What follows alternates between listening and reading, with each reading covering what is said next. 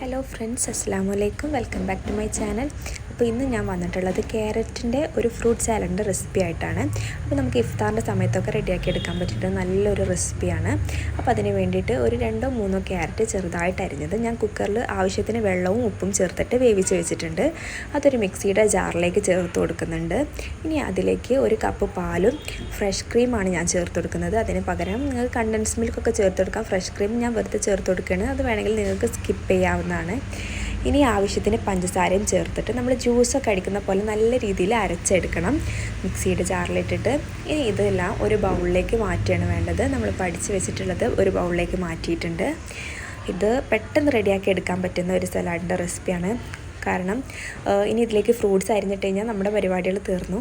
ഇനി ഞാനിതിലേക്ക് നമ്മൾ ചെറുതായിട്ട് കട്ട് ചെയ്ത് മാറ്റി വെച്ചിട്ടുള്ള ഫ്രൂട്ട്സുകൾ ഇതിലേക്ക് ആഡ് ചെയ്ത് കൊടുക്കുകയാണ് വേണ്ടത്. അപ്പോൾ ഞാനിവിടെ എടുത്തിട്ടുള്ളത് ആപ്പിള്, പിന്നെ കിവി, ഗ്രേപ്സ്, സ്ട്രോബെറി, മാംഗോ, അങ്ങനെയുള്ള കുറച്ച് ഫ്രൂട്ട്സാണ് എടുത്തിട്ടുള്ളത്. അതൊക്കെ ചെറുതായിട്ട് കട്ട് ചെയ്തത് ഇതിലേക്ക് ചേർത്ത് കൊടുക്കുന്നുണ്ട്. നിങ്ങളുടെ കയ്യിൽ ഏത് ഫ്രൂട്ട്സ് ആണോ ഉള്ളത് അത് ഇതിലേക്ക് ആഡ് ചെയ്ത് കൊടുക്കാവുന്നതാണ്. ഇനി ഇതിൻ്റെ കൂടെ തന്നെ നട്ട്സും ഡ്രൈ ഫ്രൂട്ട്സൊക്കെ ഉണ്ടെങ്കിൽ അതും ഇതോടൊപ്പം തന്നെ ചേർത്ത് കൊടുക്കാവുന്നതാണ്. ഇനി ഇത് നല്ല രീതിയിലൊന്ന് മിക്സ് ചെയ്ത് കഴിഞ്ഞാൽ നമ്മുടെ പരിപാടി തീർന്ന്. അപ്പോൾ നമ്മുടെ സലാഡ് റെഡിയായി.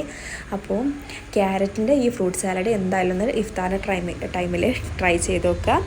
അപ്പോൾ നല്ല ടേസ്റ്റാണ്. അപ്പോൾ എന്തായാലും ട്രൈ ചെയ്യുക. അപ്പോൾ മറ്റൊരു വീഡിയോ ആയിട്ട് കാണാം ഇൻഷാ അല്ലാഹ്. അസ്സലാമു അലൈക്കും.